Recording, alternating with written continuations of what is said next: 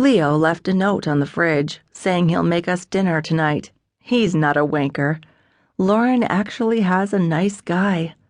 Gangly, sweet Leo. In the humidity, his short brown hair curls to make him look like a young teenager. He moved in a year ago when he sold his home to Dylan, which is where the newlyweds now reside. I don't mind having Leo around, helping with expenses and upkeep. So far, the house feels large enough to avoid intruding on each other's space.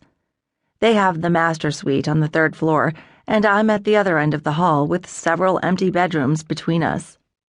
Aside from our workroom, we have an actual formal library we've designated as the TV room. This is where Leo escapes from us and spends most of his time, either on his computer or playing video games on the TV. The 1st floor living and dining rooms are rarely used since we don't have all those great parties we imagined hosting when we first moved in here. Other than eating in the kitchen and sleeping in my bedroom, I live in the 2nd floor studio, beating every chance I get. I'm not always so negative or cynical. I absolutely love designing and creating our jewelry. It's the business end that has me in a constant state of distress, worrying if we can succeed or if I'll have to learn to love spam and powdered milk. Once I'm suitably awake, I plant myself at the large craft table that can seat more than a dozen people and takes up most of our studio space.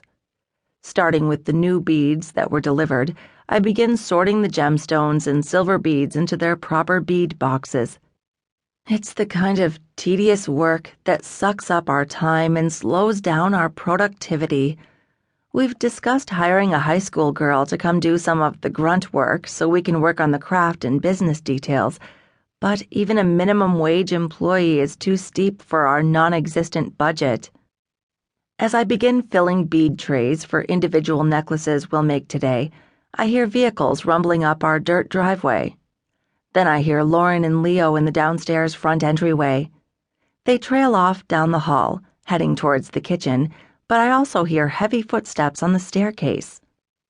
I look up from my beads to see Cooper filling the doorway. My insides quake with a little tremor, either at being found or suspicious of what will follow his appearance.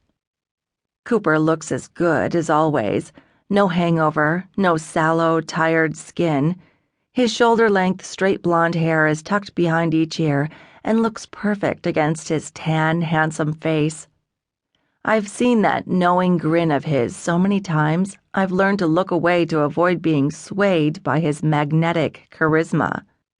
Everyone thinks he's charming and gorgeous if you listen to the women gossiping at the yoga studio when they have their asses in the air and their heads low to the ground as they rate local men in hushed tones. He's a regular old chick magnet, the last thing I need. Imogene. There's that deep, rumbling purr again.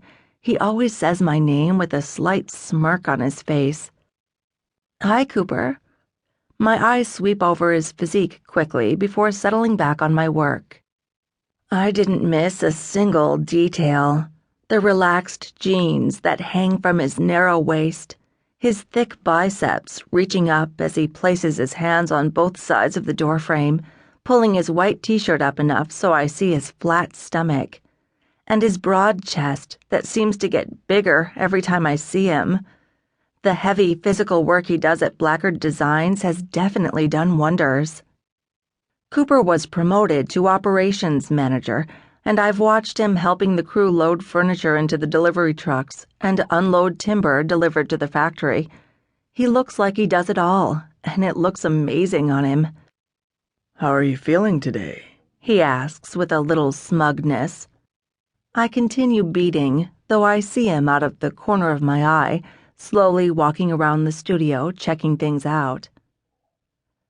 I feel like I have sharp boulders rolling around in my head. How about you?